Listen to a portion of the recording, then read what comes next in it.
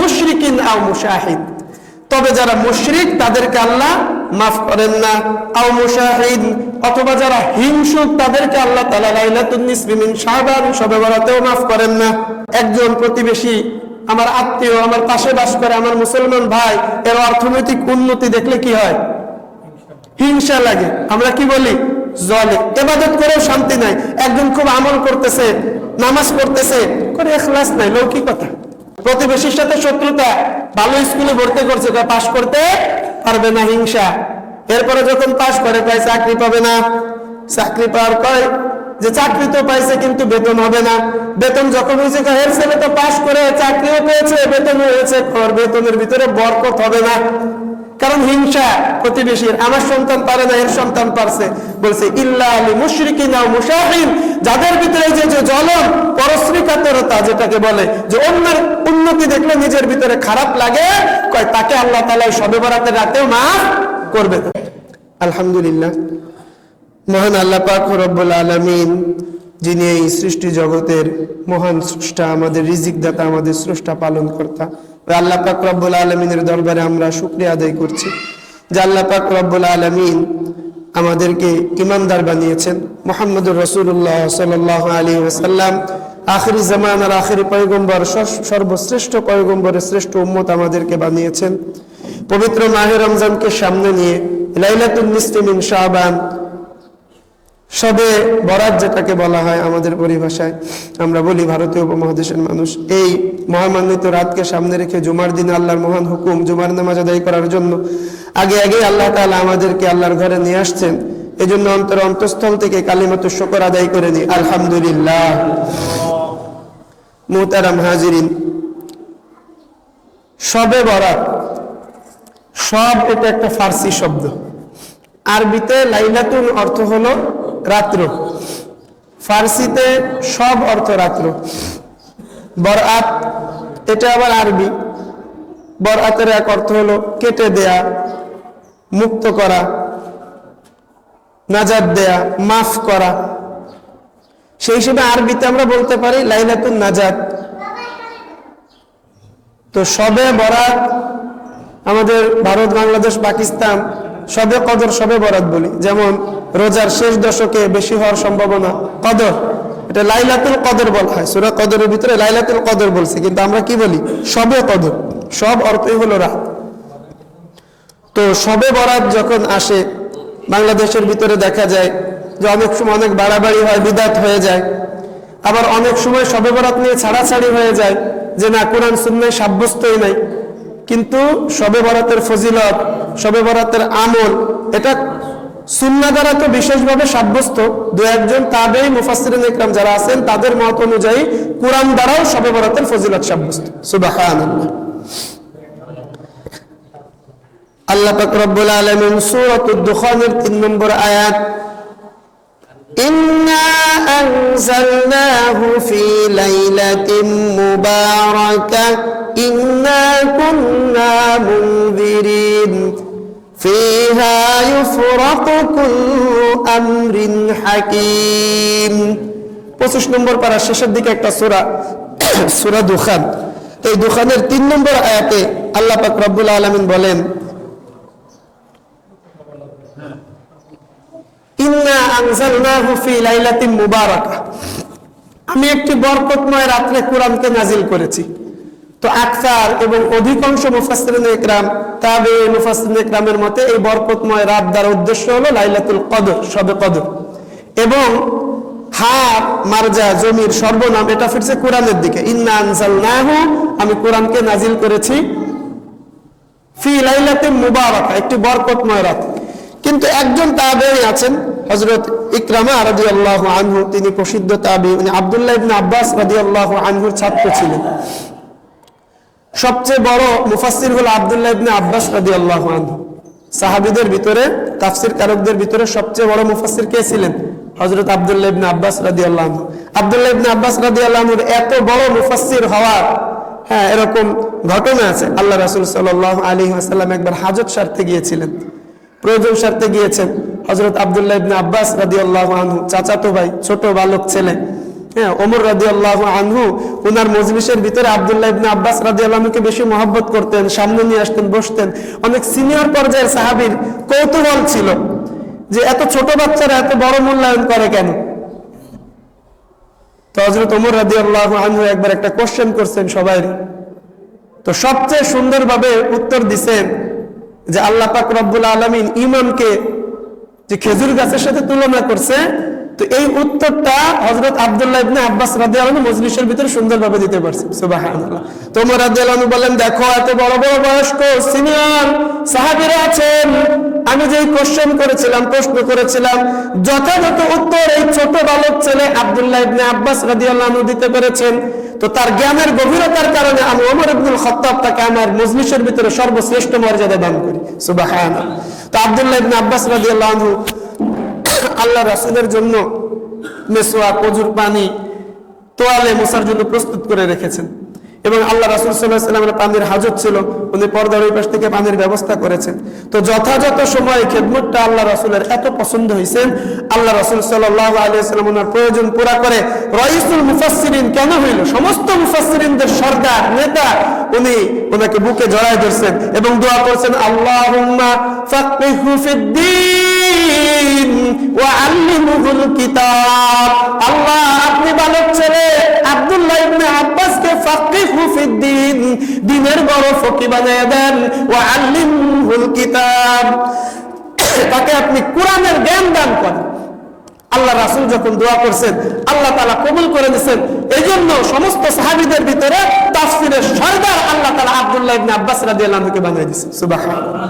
এই রাইসুল মুফাসসিরিন আব্দুল্লাহ ইবনে আব্বাস রাদিয়াল্লাহু আনহুর ছাত্র হযরত ইকরামা রাহমাতুল্লাহি আলাইহি বড় একজন তাবেঈ ছিলেন।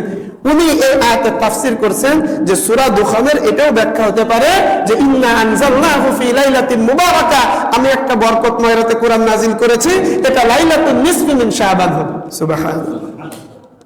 যদিও অধিকাংশ মুফাসসিররা এখানে লাইলাতুল কদর বলেছেন, একজন মুফাসসির তাবি আব্দুল্লাহ ইবনে আব্বাস রাদিয়াল্লাহু আনহুর ছাত্র ব্যাখ্যা করলেন এটা লাইলাতুন নিসফি মিন শাবান হবে। অসুবিধা নেই যদি আয়াত দ্বারা সাব্যস্ত নাও হয়, একজন মুফাসসির একাধিক সহিহ হাদিস দ্বারা লাইলাতুন নিসফি মিন শাবান, যেটাকে আমরা ভারতীয় উপমহাদেশের মানুষ শবে বরাত বলি, এই রাতের ইবাদত এবং পরের দিনের রোজা, সহিহ হাদিস দ্বারা মুসান্নাফে ইবনে আবি শাইবা, বাইহাক্কি শরীফ, তিরমিজি শরীফ, সুনান ইবনে মাজাহ শরীফের একাধিক সহিহ riwayতের ভিতরে এই লাইলাতুন নিসফি মিন শাবান শবে বরাতের রাতের আমল পরের দিনের রোজা সাব্যস্ত আছে। সুবহানাল্লাহ। সুনান ইবনে মাজাহ শরীফের একটা riwayat, হযরত মুআয ইবনে জাবাল রাদিয়াল্লাহু আনহু riwayat, عن معاذ بن جبل رضي الله عنه وعنهم أنه قال قال رسول الله صلى الله عليه وسلم يطلع الله إلى خلقه ليلة النصف من شعبان। আল্লাহ পাক রব্বুল আলামিন ওনার শান অনুযায়ী অথবা ওনার রহমত, ওনার কবুলিয়ত লাইলাতুন নিসফি মিন শাবান অর্থাৎ শবে বরাত যে রাত, এই রাতে বান্দার একদম নিকটবর্তী হয়ে যায়। সুবহানাল্লাহ।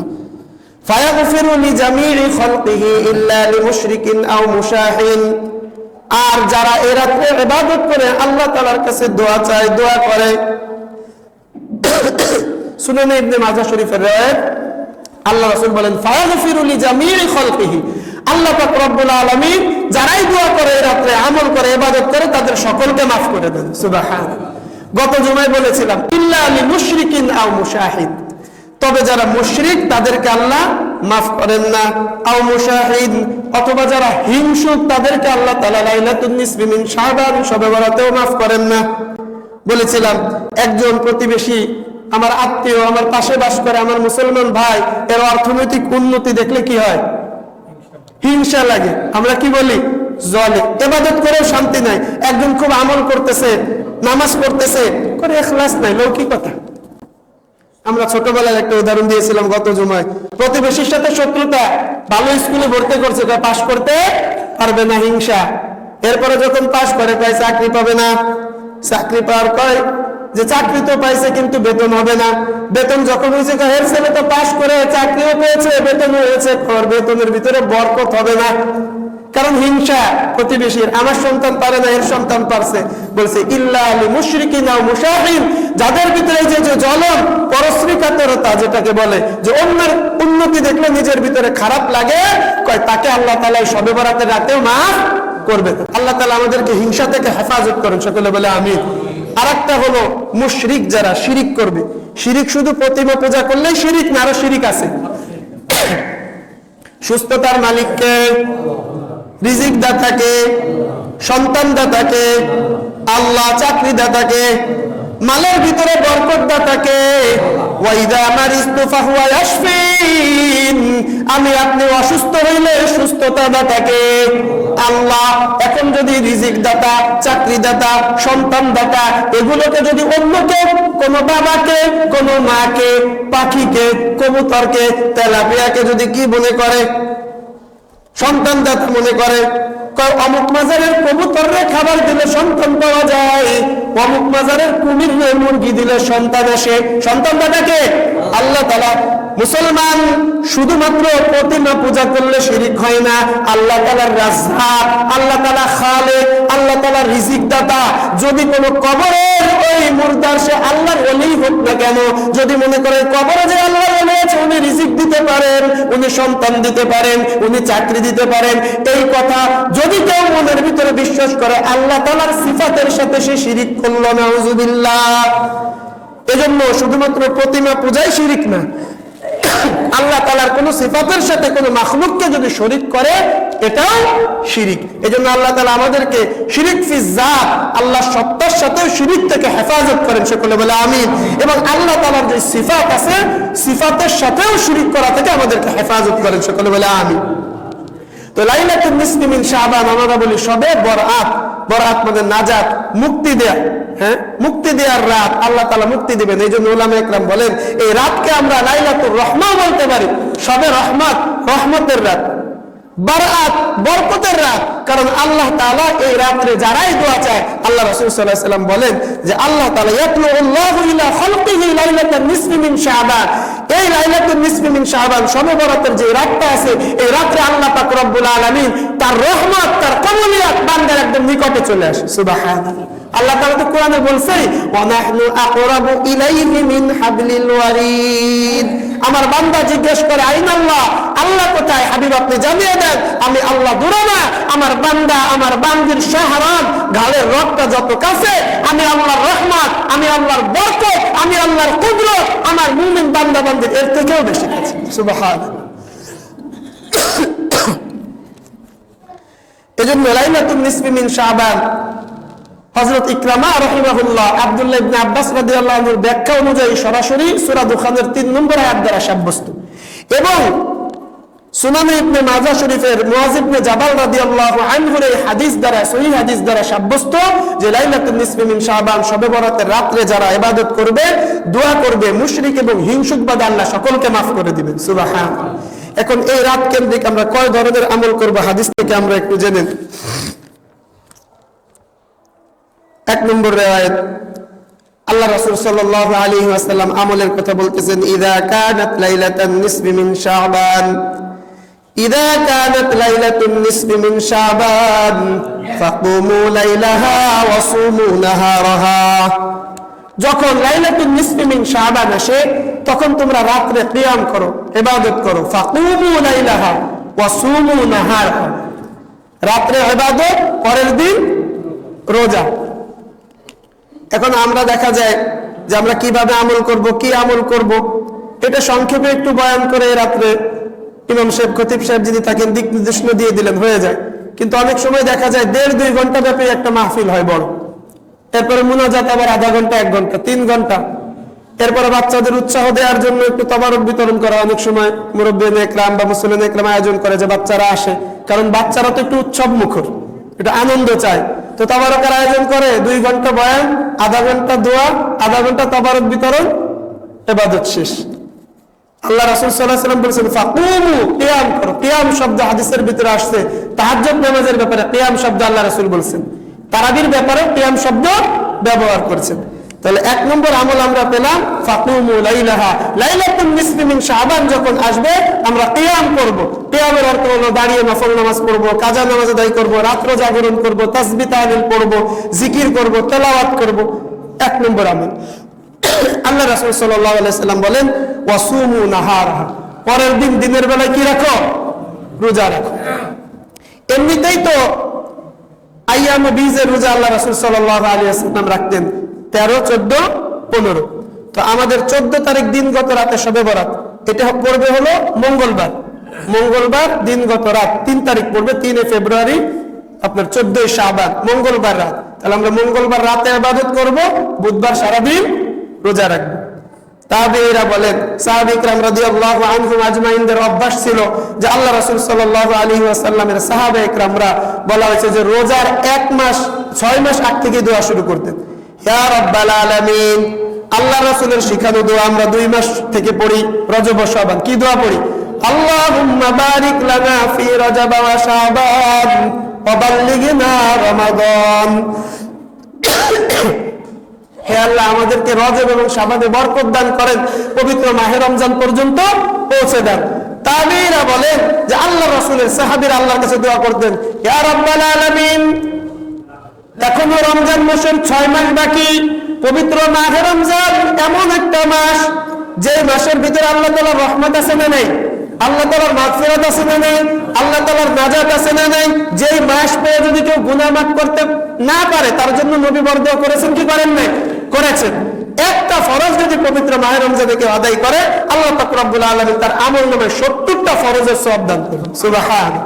কেউ যদি পবিত্র মাহে রমজানে, এমনি তো কোরআনে আছে মান জাআ বিল হাসানাতি ফালাহু আশরু আমসালিহা, কেউ একটা আমল করলে 10টা আমলের সওয়াব। পবিত্র মাহে রমজানে যদি একটা আমল করে, ওই 10 কে আল্লাহ তাআলা 70 গুণ সওয়াব বাড়িয়ে তার আমলনামায় দান করেন। সুবহানাল্লাহ। এজন্য সাহাবা ইকরাম মাহরুম হইতে চান নাই, 6 মাস আগ থেকে দোয়া করতেন, আল্লাহ পবিত্র মাহে রমজানের ইবাদত করার আপনি তৌফিক দান করেন। এবং পবিত্র মাহে রমজান যখন চলে যাইত, সাহাবা ইকরাম পরবর্তী 6 মাস পর্যন্ত দোয়া করতেন যে বিগত রমজানে যত আমল করেছি আল্লাহ মেহেরবানি করে আপনি কবুল করে নেন। সুবহানাল্লাহ। এই জন্য সাহাবা ইকরামের আমল ছিল, আমাদেরও দোয়া করা উচিত। আমরা দোয়াটা আবার করি, আল্লাহুম্মা বারিক লানা ফি রজব ওয়া শাবান ওয়া বাল্লিগনা রমাদান। তাহলে আমরা 1 নম্বর আমল পেলাম, লাইলাতুন নিসফি মিন শাবান মিন বা'দাল ইশা ইলা সুবহিস সাদিক। এশার পর থেকে অথবা সূর্য ডুবার পর থেকে, মাগরিবের পর থেকে রাত শুরু হয়ে যাবে, আমরা রাতে আমল করব। ওয়াসুমু নাহারাহা, 2 নম্বর দ্বিতীয় দিন আমরা রোজা রাখবো। হযরত আয়েশা রাদিয়াল্লাহু আনহা বলেন, আল্লাহ রাসূল সাল্লাল্লাহু আলাইহি ওয়াসাল্লামকে পবিত্র মাহে রমজানের পরে এই রজব এবং শাবান মাসের তুলনায় বেশি রোজা আমি কোন মাসে রাখতে দেখি নাই। আল্লাহর রাসূল সবচেয়ে বেশি নফল রোজা রজব এবং শাবান মাসে রেখেছেন। সুবহানাল্লাহ। আর যারা ফরজ রোজার পাশাপাশি এরকম রজব শাবানে নফল রোজা রাখবে, আল্লাহ রাসূল সাল্লাল্লাহু আলাইহি ওয়াসাল্লাম বলেন, আসিয়ামু ওয়াল কুরআন ইউশাফিআন, কুরআন এবং সওম মুমিন বান্দার জন্য হাসরের মাঠে সুপারিশকারী হবে। কোরআন সুপারিশ করবে, আল্লাহ আমি কোরআন আমার কাছে তেলাওয়াত করেছে, সময় ব্যয় করেছে, আমার হালালকে হালাল জেনেছে, আমার হারামকে হারাম জেনেছে। আল্লাহ আজকে আমি কোরআন আপনার কালাম, আপনার বান্দা, আপনার বান্দির জন্য সুপারিশ করতেছি, আমার সুপারিশ আপনার কবুল করতেই হবে। অন্য আয়াতে আছে বান্দাকে নাজাত দেওয়ার জন্য কোরআন আল্লাহ তাআলার সাথে বাদানুবাদ করবে। বলে সুবহানাল্লাহ। যখন অধিকার থাকে তখন জোর করে কি করে না?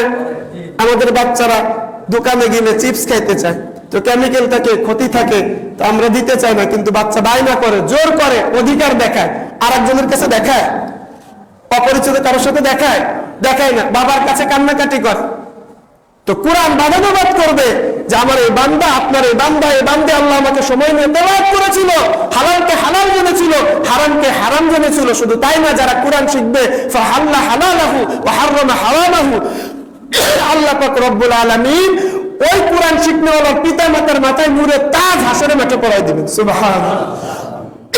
যারা কোরআন তেলাওয়াত করবে, শিখবে, মানবে, কোরআন হাসরের মাঠে সুপারিশ করে তাকে জান্নাতে নিয়ে যাবে। সুবহানাল্লাহ।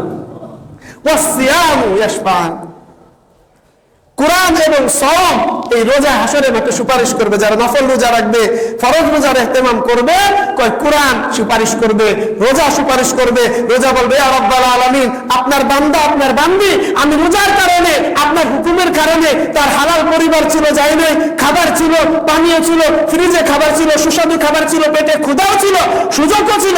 আল্লাহ শুধু আপনি দেখতেছেন, পৃথিবীর কোনো মানুষ দেখে নাই। আপনার হুকুমকে বড় মনে করে আমি রোজাকে ইহতেমাম করেছে। আজকে হাসরের মাঠে আপনার রোজাদার বান্দা বান্দির জন্য আমি সুপারিশ করতেছি। আল্লাহ পাক রব্বুল আলামিন রোজার সুপারিশকে কবুল করে আল্লাহর বান্দা বান্দি যারা রোজা রেখেছিল তাদেরকে নাজাত দিয়ে জান্নাত দান করেন। সুবহানাল্লাহ। আসিয়াম ওয়াল কুরআন ইউশাফিআন, সহিহ riwayat যে কুরআন এবং সিয়াম হাসরের মাঠে বান্দা বান্দির জন্য সুপারিশ করবে এবং তাকে জান্নাত দান করবে। তো লাইলাতুন নিসফি মিন শাবানের 1 নম্বর আমরা আমল পেলাম রাতে কুমু লাইলাহা। আল্লাহ রাসূল বলেন সুনান ইবনে মাজাহ শরীফের riwayat, রাতে আমল করো, নাহারা পরের দিন নফল রোজা রাখো। আর এমনিতে এখানে আইয়ামে বীজের রোজা। আর একটা হাদিস আসছে যে জান্নাতের যে 8টা দরজা হবে তার ভিতরে একটা দরজার নাম রাইয়ান। একটা দরজার নাম কি? রাইয়ান লা ইয়াদখুলুহা ইল্লা সাইম। ওই রাইয়ান দরজায় নিযুক্ত যেই দারোয়ান ফেরেশতা থাকবে, রোজাদাররা ব্যতীত রাইয়ান নামক দরজা দিয়ে কেউ প্রবেশ করতে পারবে না। আহলান সাহলান মারহাবান বলে রোজাদারকে অভ্যর্থনা জানানো হবে। যারা ফরজ রোজার পাশাপাশি নফল রোজা রেখেছে, রোজার ইহতেমাম করেছে, ইয়াদখুলুহা আবাদান, একদম আবাদুল আবাদের জন্য রাইয়ান নামক দরজা দিয়ে রোজাদাররা জান্নাতে প্রবেশ করবে। সুবহানাল্লাহ। এজন্য ফরজ রোজার পাশাপাশি আমরা শবে বরাতের যে রোজা আছে লাইলাতুন নিসফি মিন শাবান, বুধবার পড়বে, মঙ্গলবার দিবাগত রাতে আমরা রোজা রাখবো তো ইনশাআল্লাহ। ইনশাআল্লাহ আমরা রোজা রাখবো। 2 নম্বর আমল আমরা পেলাম, পরের দিন রোজা রাখা, রাতে জাগরণ করা, আমল করা, পরের দিন রোজা রাখা। 3 নম্বর আমল আল্লাহ রাসূল সাল্লাল্লাহু আলাইহি ওয়াসাল্লাম বলেন ফা ইন্নাল্লাহা ইয়ানজিলু ফিহা লিগুরুবিশ শামসি ইলা সামাঈদ দুনিয়া।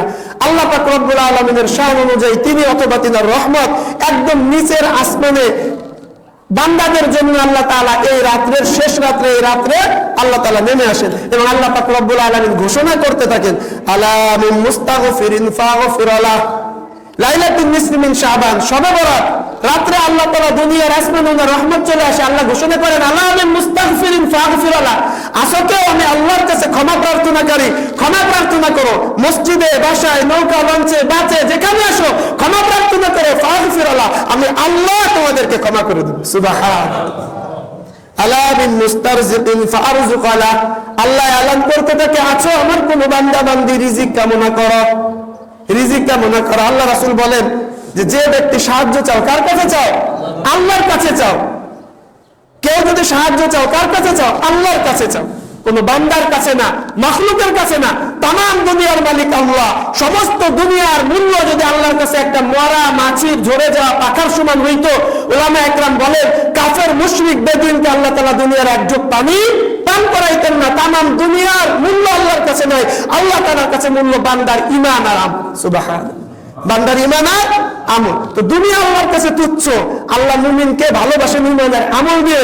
আল্লাহ রাসূলের কাছে বলছেন ফেরেশতারা এসে, এ হাবিব আপনি দোয়া করেন উম্মত পাওয়ার স্বর্ণ বানাই দিই। আল্লাহ রাসূল বলেন না, আমি নবী ও রহমত, আমি একদিন রোজা রাখবো, সবর করব, আল্লাহর কাছে দোয়া করব, আর একদিন খাবার খাবো, আমি আল্লাহর কাছে শুকরিয়া আদায় করব। আমি কি চাই না? সম্পদ চাই না। এজন্য আল্লাহ তাআলা মুমিনকে ভালোবাসেন ঈমান আর আমলের দ্বারা, কিসের দ্বারা না? সম্পদের দ্বারা না। এজন্য রিজিক যতটুকু প্রয়োজন কার কাছে চাবো? আল্লাহর কাছে। তামাম দুনিয়ার মালিক আল্লাহ, কিন্তু আল্লাহ তাআলার কাছে দুনিয়ার মূল্য নাই। এজন্য শেষ রাতে আল্লাহ বলবেন আলা আমি মুস্তারজিকিন ফারজুকালা, আছো তো রিজিক চাও, আমি আল্লাহ তার রিজিকে বরকত দান করব। সুবহানাল্লাহ।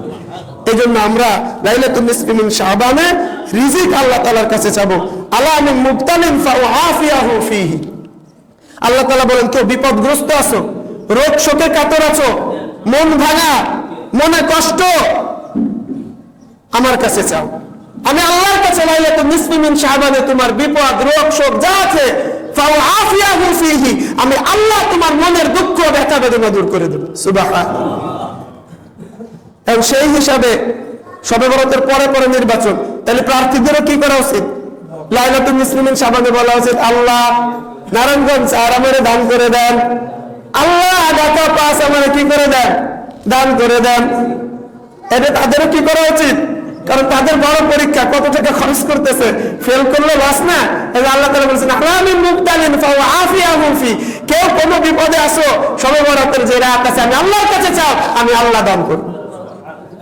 এই জন্য রিজিক, সুস্থতা, ক্ষমা এই রাত্রে কার কাছে চাইবো? আল্লাহ তাআলার কাছে। তাহলে রাত্রে ইবাদত, পরের দিনে রোজা, আর হলো রিজিক, গুনাহ মাফ চাওয়া। কেউ যদি অসুস্থ থাকে, পরিবার অসুস্থ থাকে, এরকম আমরা আল্লাহ তাআলার কাছে এই রাত্রে দোয়া চাইবো।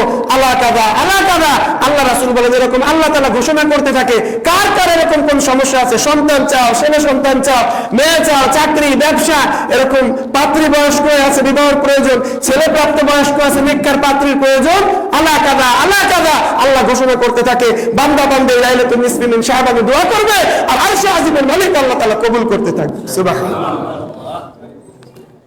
4 নম্বর যে আমলটা আছে, হযরত আয়েশা রাদিয়াল্লাহু আনহা থেকে বর্ণিত যে আল্লাহ রাসূল সাল্লাল্লাহু আলাইহি ওয়াসাল্লাম এই লাইলাতুল নিসফি মিন শাবান রাতে আল্লাহ রাসূল সাল্লাল্লাহু আলাইহি ওয়াসাল্লাম আয়েশা রাদিয়াল্লাহু আনহার কাছে ঘুমিয়েছেন। আয়েশা রাদিয়াল্লাহু আনহা দাখালা আলাইহি রাসূলুল্লাহ সাল্লাল্লাহু আলাইহি ওয়াসাল্লাম ফাওয়াদা আনহু সাওবাইন, আল্লাহ রাসূল উনার জুব্বা গেঞ্জি খুলে আয়েশা রাদিয়াল্লাহু আনহার কাছে ঘুমিয়েছেন। ঘুমানোর পর হযরত আয়েশা রাদিয়াল্লাহু আনহা বলেন সুম্মা লাম ইয়াস্তামিম আন আকামা, আল্লাহ রাসূল সাল্লাল্লাহু আলাইহি ওয়াসাল্লাম আমার কাছে ঘুমায় যান নাই, আবার উঠে গেছেন। তা আয়েশা রাদিয়াল্লাহু আনহা বলেন ফাআখাযাতনি গায়রাতুন শাদীদাতুন, যেহেতু আল্লাহ রাসূলের একাধিক স্ত্রী ছিল, এই রাতে ঘুমানোর তারিখ ছিল আয়েশা রাদিয়াল্লাহু আনহার কক্ষে, যে আমার খুব গায়রাতে লাগছে আল্লাহ রাসূল আজকে আমার কক্ষে থাকবে। আমি হয়তো ধারণা করেছি ঘুম থেকে উঠে আল্লাহ রাসূল অন্য কোন স্ত্রীর কাছে চলে গেছেন। হযরত আয়েশা রাদিয়াল্লাহু আনহা বলেন ফাত্তাবাতুহু ফাআদরাকতুহু বিল বাকিউল গরকাদ, আমি আল্লাহ রাসূলের পিছ পিছ গেছি, গিয়ে দেখি না নবীউর রহমত রাহমাতুল লিল আলামিন অন্য কোন স্ত্রীর ঘরে যান নাই, আমার কোন সতীনের কাছে যান নাই, তিনি বাকিউল গরকাদ জান্নাতুল বাকি মদিনার কবরস্থানে গিয়ে শহীদ সাহাবীদের জন্য, ইন্তেকাল করা নারী পুরুষদের জন্য আল্লাহ পাক রব্বুল আলামিনের কাছে দোয়া করতেছেন, ইয়া রাব্বাল আলামিন আমার যে সকল সাহাবী ইকরাম শাহাদাত বরণ করে জান্নাতুল বাকিতে শুয়ে আছে, আমার যে সকল সাহাবী সাহাবিয়া ইন্তেকাল করে জান্নাতুল বাকিতে শুয়ে আছে, আমার যত উম্মত পুরো পৃথিবীর ভিতরে শুয়ে আছে, ইয়া রাব্বাল আলামিন আমার तमाम উম্মতকে আপনি maaf করে দেন। সুবহানাল্লাহ। তো 4 নম্বর আমল কি পেলাম? আল্লাহ রাসূল লাইলাতুল নিসফি মিন শাবান শবে বরাতের এই রাতে একাকী, দল বেঁধে না, একাকী আল্লাহ রাসূল সাল্লাল্লাহু আলাইহি ওয়াসাল্লাম কবরস্থানে গিয়ে কবর জিয়ারত করে কি করতেছেন? দোয়া করতেছেন। এজন্য আমরাও লাইলাতুল নিসফি মিন শাবানে যদি কবরস্থানে যেতে পারি তো গেলাম, ভয় লাগলে 2-4 জন করে গেলাম, তো আমরা কবর জিয়ারত করব, মাইয়্যিতদের জন্য কি করব? দোয়া করব, মাইয়্যিতদের জন্য দোয়া করব। তাহলে আমরা 1 নম্বর আমল পেলাম রাতের বেলা কুমু লাইলাহা, রাতে ইবাদত, ওয়াসুমু নাহারাহা, পরের দিন রোজা রাখা। আল্লাহ তাআলা ঘোষণা করেন যে রিজিক চাও, ক্ষমা চাও, বিপদ থেকে মুক্তি চাও, আমি আল্লাহ রিজিক দেব, আমি আল্লাহ ক্ষমা করব, আমি আল্লাহ বিপদ থেকে মুক্তি দান করব। সুবহানাল্লাহ। 4 নম্বর আমল আমরা পেলাম কবর জিয়ারত করব এবং মৃতবাসী কবরবাসী মরহুম মা বাবা আত্মীয় স্বজনদের জন্য দোয়া করব। এই আমলগুলো করব তো ইনশাআল্লাহ। ফজিলত কি? আল্লাহ রাসূল সাল্লাল্লাহু আলাইহি ওয়াসাল্লাম বলেন সুনান ইবনে মাজাহ শরীফের রিওয়ায়াত ফায়াগফিরু লিজামি খালফিহি, আল্লাহ তাআলা যারাই আমল করবে দোয়া করবে সকলকে maaf করে দিবেন। সুবহানাল্লাহ। ইল্লা লিমুশরিকিন ওয়া মুশাহিদ, মুশরিক এবং হিংসুকরা ব্যতীত। আমরা হিংসা এবং শিরিক থেকে বেঁচে থাকার চেষ্টা করব তো ইনশাআল্লাহ। আল্লাহ তাআলা আমাদেরকে লাইলাতুল নিসফি মিন শাবান, আমরা যেটাকে শবে বরাত বলি, এই রাতে আমল করার, যেগুলো কোরআন সুন্নাহ অনুযায়ী সাব্যস্ত, পরের দিন রোজা রাখার আল্লাহ তাআলা আমাদেরকে তৌফিক দান করেন। সকলে বলে আমিন। ওয়া আখিরু দাওয়ানা আলহামদুলিল্লাহি রাব্বিল আলামিন।